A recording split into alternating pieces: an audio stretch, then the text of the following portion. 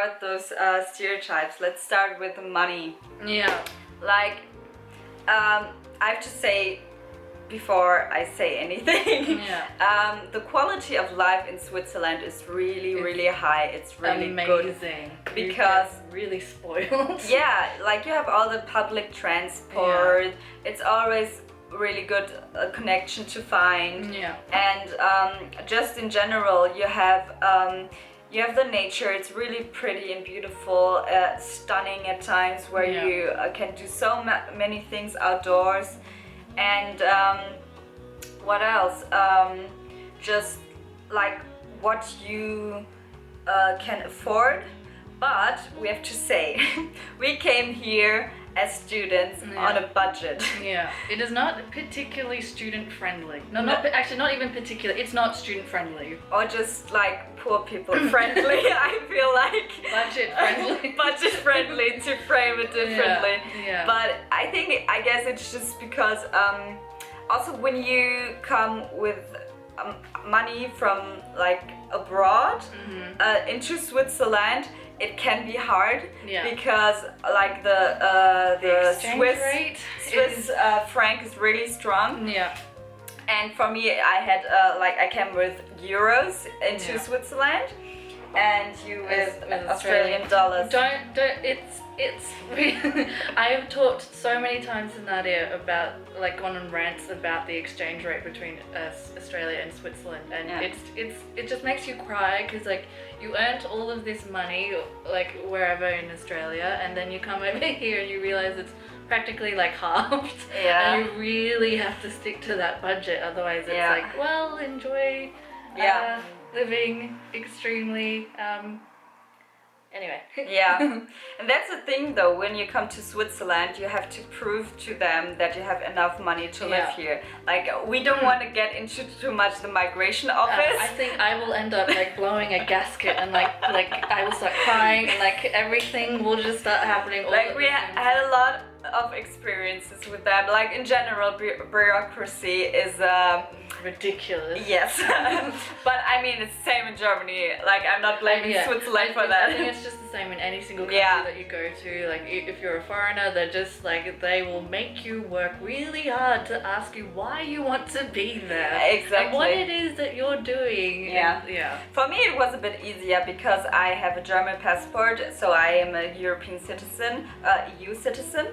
So from that perspective, they have also contracts with Switzerland, so it's easier for us to travel around and to live here too. Yeah. Yeah. For Australians, not so much. Yeah. There's like the Schengen agreement, and that's about the extent of that I know. Yeah. It's just like, obviously, I don't think there's a lot of export and import between Australia and Switzerland.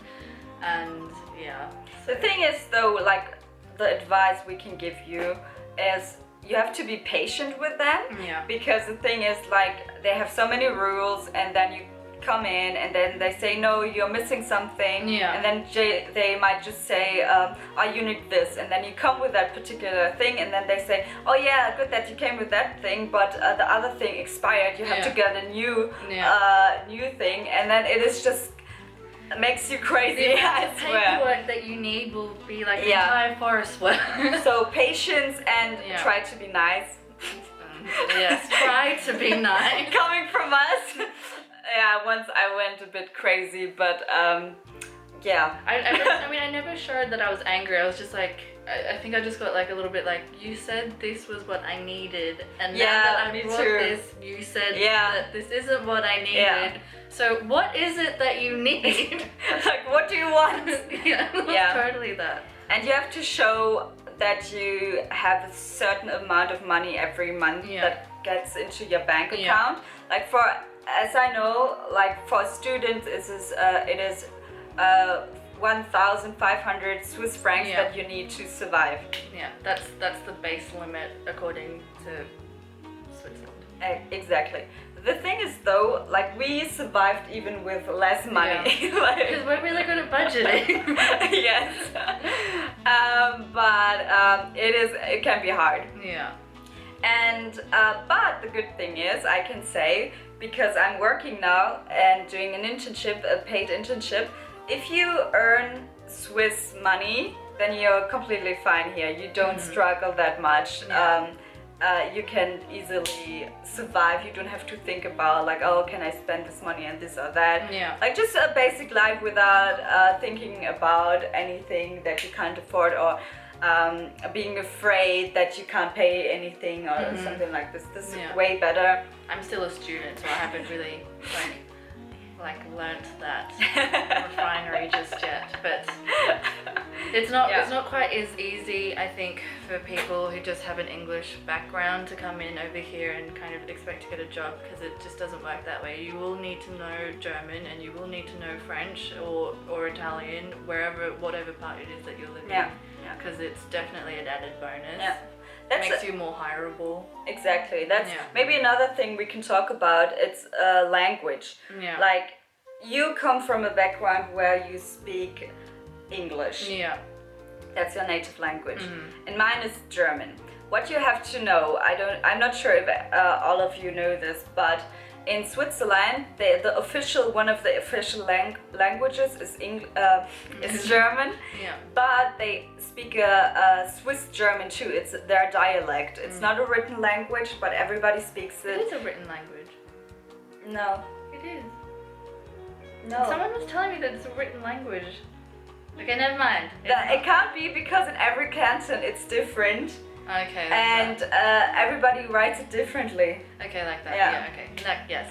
It is not a written language. Well, I have to check. I don't think, but whatever. Yeah, and so everybody speaks Swiss German. And for me, even though I am mother tongue German, it was really, really hard to understand this dialect. They don't like it if you call it dialect. It's also a language. It's Swiss German. And with Swiss German, from every Swiss German part, they speak it a bit differently, which makes it even more complicated. Hello, Vallis. Yeah, people from Vallis you won't understand. I don't understand till this day. And there are even Swiss people that don't understand people from the Vallis. No offense, but we don't understand. It's just always really funny whenever like a Swiss person was saying like, oh, don't worry, like no one understands them. I was like, oh, okay. They're making fun of each other too. It's not like that. So for me in the beginning, I had to tell people, look, I don't understand it, but please speak it. I will adapt to it. I will learn it. And in the beginning, it was a lot like, yeah. And then it was actually a question. And they were asking me something, and I was like, yes. Can you expand on that? No. And then it was like a lot of times just this glaze in my eyes, and then they knew I did not understand. And I drifted off sometimes too, but eventually after a year I understood it better, and I feel like I understand now quite a lot, but I don't speak it, because as I said, like for me it's like almost like a dialect, and if I would imitate somebody like a German dialect, that would sound stupid to me too, because I'm from the northwest, close to Düsseldorf area in Germany. And if I would imitate somebody from Bavaria, like this would sound just stupid to me. So I'm not doing it. So I don't speak Swiss German, and also when I try, it doesn't sound good. But maybe another advice for the German-speaking people: if a Swiss people speaks to you in German and they have a strong Swiss accent, don't say ever to them, oh, I actually understand you. I understand Swiss German then.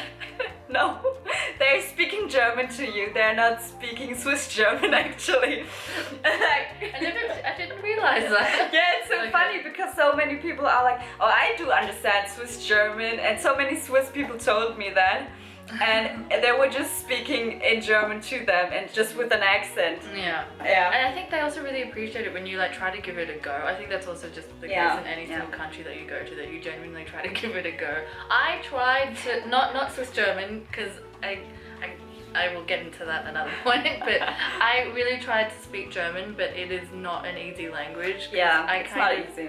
My mother tongue is actually Malayalam, which is from Kerala, and then my second language was English. So then like the third language that I ended up learning was in high school was French, and so French and German are like two different worlds apart, and there's no way that you can connect them.